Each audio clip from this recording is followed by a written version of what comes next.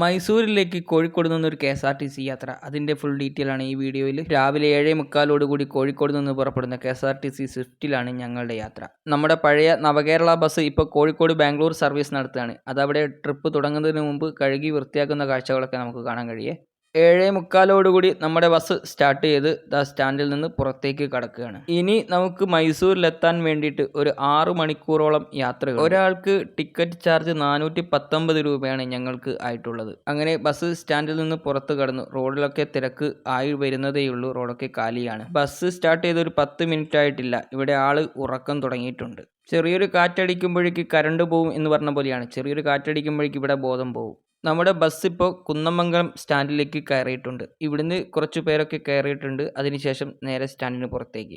8:25 കഴിയുന്നതോടുകൂടി നമ്മുടെ bus Koduvally town പിന്നിട്ടു.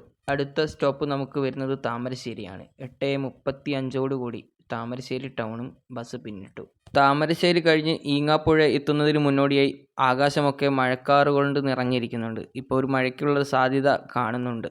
Bus ഈങ്ങാപ്പുഴയും കടന്ന് 9 മണിയോടുകൂടി കൈതപ്പൊയിൽ ടൗണിലേക്ക് പ്രവേശിച്ചിരിക്കുകയാണ്. താമരശ്ശേരി ചുരം വ്യൂ പോയിന്റിൽ നമുക്ക് ഈ പള്ളി അതിമനോഹരമായിട്ട് കാണാൻ സാധിക്കുന്നതാണ്. പള്ളിയുടെ ശരിക്കുള്ള ആ ഒരു ഭംഗി ചുരത്തിൽ നിന്ന് നല്ലോണം നമുക്ക് ആസ്വദിക്കാൻ വേണ്ടി സാധിക്കും. നമ്മുടെ ബസ് ഇപ്പോൾ ചുരം കയറാൻ വേണ്ടി തുടങ്ങിയിരിക്കുകയാണ്. ഇനി നമുക്ക് ചുറ്റും മനോഹര കാഴ്ചകളാണ് കാണാനിരിക്കുന്നത്.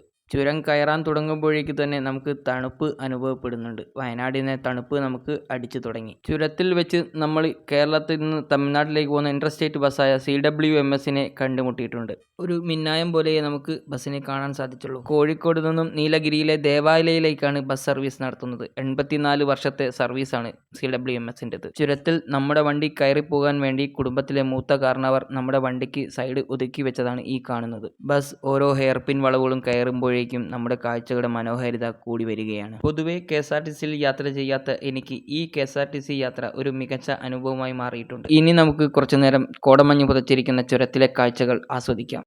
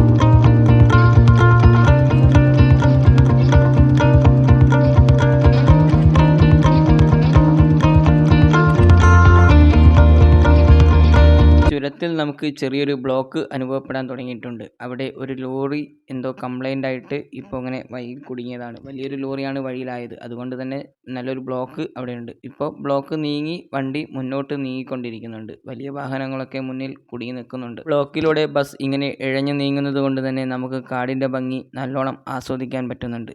വെറും ചീവീടുകളുടെ ശബ്ദം മാത്രമാണ് നമുക്ക് ചുറ്റും കേൾക്കാൻ സാധിക്കുന്നത്. വീണ്ടും നമ്മുടെ മുന്നിലേക്ക് കോടമഞ്ഞിൻ്റെ കാഴ്ച കാണുവാൻ തുടങ്ങി. ആകാശം താഴെ ഇറങ്ങി വന്നതുപോലെയുള്ള ഒരു കാഴ്ച. നമ്മുടെ ബസ് ഇവിടെ എത്തുന്നതിന് മുന്നേ ചെറിയ ചാറ്റൽ മഴ പെയ്തതിൻ്റെ ലക്ഷണങ്ങളൊക്കെ കാണാനുണ്ട്.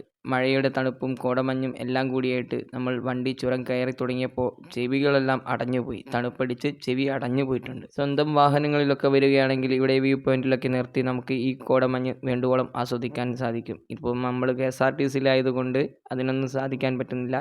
കാണുന്ന പോകുന്ന കാഴ്ചയിലുള്ള കാഴ്ചകൾ കണ്ടു പോവുക മാത്രം. വയനാട്ടിലേക്ക് പലതവണ വന്നിട്ടുണ്ടെങ്കിലും വയനാട്ടിലേക്ക് വരുമ്പോഴുള്ള ഈ ചുരത്തിലെ ഈ കാഴ്ചകളൊക്കെ എത്ര തവണ കണ്ടാലും മതിവരാത്ത കാഴ്ചകൾ തന്നെയാണ്. ബസ്സിൽ നിന്നും വീഡിയോ എടുക്കുന്നത് കൊണ്ട് തന്നെ കോടമഞ്ഞിൻ്റെ കാഴ്ചകളൊക്കെ വേണ്ടുവോളം വീഡിയോയിൽ പകർത്താൻ സാധിക്കുന്നില്ല. അതുപോലെ തന്നെ വയനാട് എപ്പോൾ വരുമ്പോഴും ഈ മഴയും കോടമഞ്ഞൊക്കെ അധിക സമയത്തും നമുക്ക് കാണുവാൻ സാധിക്കുന്ന ഒന്ന് തന്നെയാണ്. ബസ് ചുരം കയറി വയനാട്ടിൽ എത്താനായിട്ടുണ്ട്. ഇനി ചുരത്തിലെ കാഴ്ചകളും അവസാനിക്കാനായി. കുറച്ചു നാളുകൾക്ക് മുന്നേ ചുരത്തിൽ മണ്ണിടിച്ചിലുണ്ടായിട്ട് അവിടെ ഗതാഗതമൊക്കെ തടസ്സപ്പെട്ടിട്ടുണ്ട്. ആ ഒരു ഏരിയയാണ് ഈ കാണുന്നത്. ബസ് ചുരത്തിലൂടെ അതിവേഗം തന്നെ കടന്നു പോകുന്നുണ്ട്.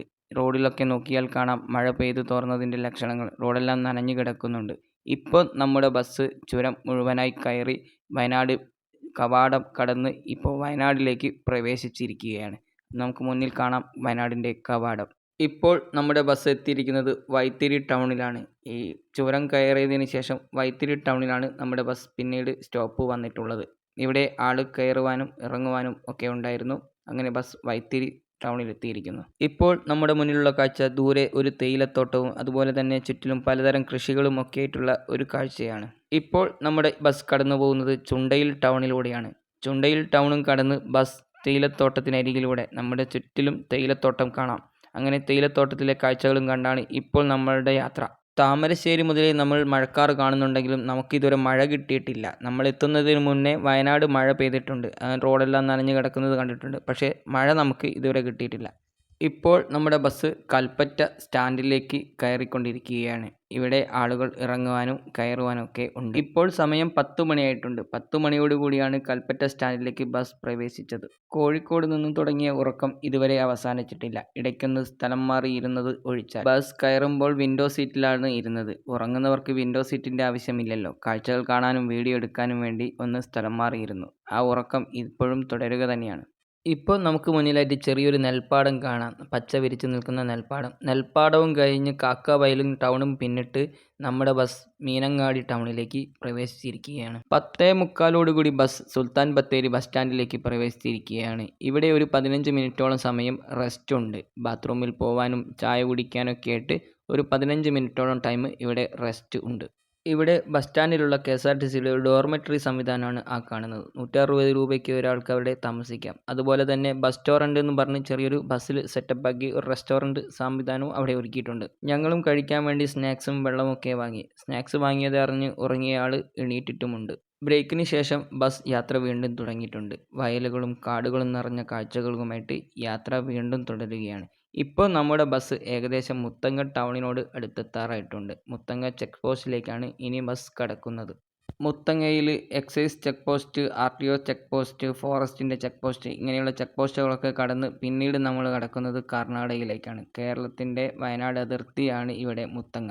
നമ്മുടെ ബസ്സിന് ഇവിടെയൊന്നും ചെക്കിംഗ് ഇല്ല. നമ്മൾ പ്രൈവറ്റ് വാഹനമൊക്കെ എടുത്ത് പലതവണ വന്നപ്പോഴും ഇവിടെ എക്സൈസിൻ്റെ ചെക്ക് പോസ്റ്റ്, ഫോറസ്റ്റിൻ്റെ ചെക്ക് പോസ്റ്റിലൊക്കെ പരിശോധന നടത്തിയിട്ടുണ്ട്.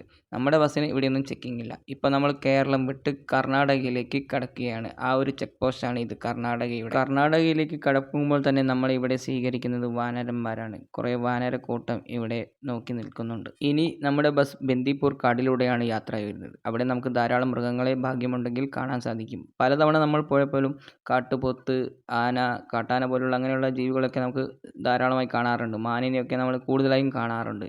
ഒക്കെ നമ്മുടെ ഭാഗ്യം പോലെ ഇരിക്കും. യാത്രയിൽ ഇതുവരെയുള്ള ഓരോ സ്ഥലങ്ങളും നമ്മൾ വിവരിച്ച് തന്നിട്ടുണ്ട്. ഇനി മുന്നോട്ടുള്ള സ്ഥലങ്ങളെക്കുറിച്ചൊന്നും നമുക്ക് വലിയ ധാരണയില്ല. അതുകൊണ്ട് സ്ഥലങ്ങളൊക്കെ നമുക്ക് കണ്ടുപോകാം. കാട്ടിലൂടെ യാത്ര ചെയ്യുമ്പോൾ നമുക്ക് ഇവിടെ പല സ്ഥലങ്ങളിലായിട്ട് സൂചനാ ബോർഡുകൾ കാണാം. വന്യമൃഗങ്ങളൊക്കെ ഇറങ്ങുന്ന, പ്രത്യേകിച്ച് കൂടുതലായിട്ട് ഇറങ്ങുന്ന സ്ഥലങ്ങളിലൊക്കെ ബോർഡുകൾ സ്ഥാപിച്ചിട്ടുണ്ട്. അതുപോലെ തന്നെ നമ്മൾ വാഹനം ഇവിടെ എവിടെയും നിർത്താനോ ജീവികളൊക്കെ കണ്ടു കഴിഞ്ഞാൽ അതിനെയൊന്നും ആക്രമിക്കാനോ കാര്യങ്ങളൊന്നും പാടില്ല എന്നുള്ള രീതിയിലുള്ള ബോർഡുകളൊക്കെ നമുക്ക് കാണാൻ സാധിക്കും.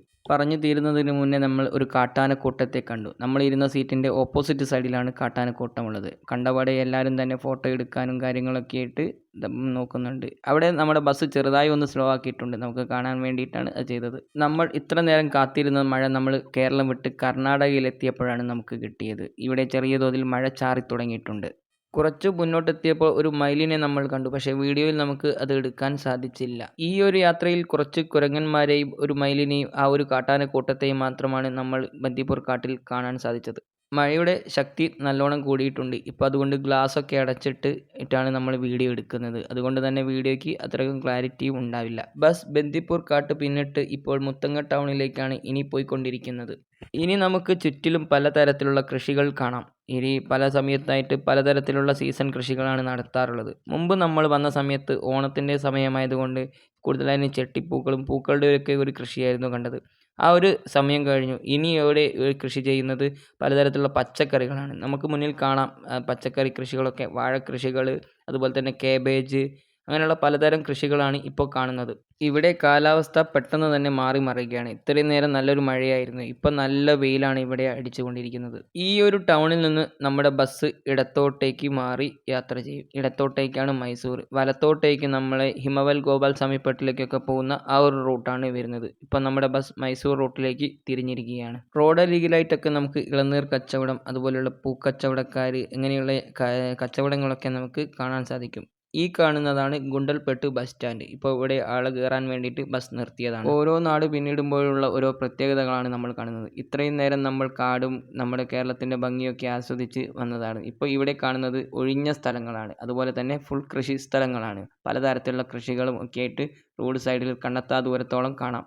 അതുപോലെ തന്നെ ചെട്ടി കൃഷിയുടെയൊക്കെ ഇത് സീസൺ കഴിഞ്ഞെങ്കിലും ഇപ്പോൾ ഇവിടെ അത്യാവശ്യം കൃഷിയൊക്കെ നമുക്ക് കാണാൻ കഴിയും. ഇത് എന്ന് പറയുന്നത് പൂവ് അമ്പലത്തിലേക്കൊക്കെ ആവശ്യത്തിനായിട്ടൊക്കെ കൃഷി ചെയ്യുന്നതും, അതുപോലെ തന്നെ പെയിൻറ് കമ്പനികൾക്കൊക്കെ വേണ്ടിയിട്ട് കൃഷി ചെയ്യുന്നതൊക്കെയാണ്. അല്ലാതെ സീസൺ കൃഷിയായിട്ട് ഉള്ള കൃഷിയല്ല അത്. അതുപോലെ തന്നെ സൂര്യകാന്തിയുടെ ചെറിയൊരു കൃഷിത്തോട്ടവും ഒക്കെ നമുക്ക് ഇവിടെ കാണാൻ സാധിക്കുന്നുണ്ട്. ഇഷ്ടികകൾ അടുക്കി വെച്ച് ട്രാക്ടറിൽ കൊണ്ടുപോകുന്നു. നമ്മുടെ നാട്ടിലൊന്നും ട്രാക്ടർ കാണാൻ തന്നെ ഇല്ല. നമ്മുടെ നാട്ടിലുള്ളതുപോലെ ഗുഡ്സ് വാഹനങ്ങളൊക്കെ ഉണ്ടെങ്കിലും ഇതുപോലെ ട്രാക്ടറുകളും ഇവിടെ ഗുഡ്സായിട്ട് ഉപയോഗിക്കുന്നുണ്ട്. നമ്മുടെ യാത്ര ഏകദേശം അവസാനിക്കാനായിട്ടുണ്ട്. ബസ് ഏകദേശം മൈസൂർ ടൗണിലേക്ക് അടുത്തുകൊണ്ടിരിക്കുകയാണ്. ഇപ്പോൾ വഴിയരികിലൊക്കെ പലതരത്തിലുള്ള ഫ്രൂട്ട്സ് കച്ചവടങ്ങളും ഒക്കെ നമുക്ക് കാണാൻ സാധിക്കുന്നുണ്ട്. കോഴിക്കോട് നിന്ന് പുറപ്പെട്ട ഈ യാത്ര 6 മണിക്കൂറിൽ കൂടുതൽ എടുത്തിട്ടാണ് നമ്മൾ മൈസൂരിൽ എത്തിച്ചേർന്നിരിക്കുന്നത്. ഇപ്പോൾ നമ്മൾ കാണുന്നത് ഇവിടെ മൈസൂർ എയർപോർട്ടാണ്. ദൂരെയായിട്ട് നമുക്ക് മൈസൂർ എയർപോർട്ട് കാണാൻ കഴിയും. വിശാലമായ ഒരു ഒഴിഞ്ഞ സ്ഥലത്ത് ചെറിയൊരു എയർപോർട്ടായിട്ടാണ് മൈസൂർ എയർപോർട്ട് കാണുന്നത്. ഇതുവരെ നമ്മൾ കണ്ട മനോഹര കാഴ്ചകളൊന്നും കാണാൻ കഴിയാതെ നമ്മുടെ കൂടെ വന്ന ആൾ ഇപ്പോഴും ഉറക്കം തുടരുക തന്നെയാണ് കേട്ടോ. 7:45 കോഴിക്കോട് നിന്ന് പുറപ്പെട്ട നമ്മുടെ ഈ KSRTC ബസ് 3:15 കൂടി മൈസൂർ പട്ടണത്തിലെത്തിയിരിക്കുന്നു. ഈ മൈസൂർ യാത്ര ഇവിടെ അവസാനിക്കുന്നു.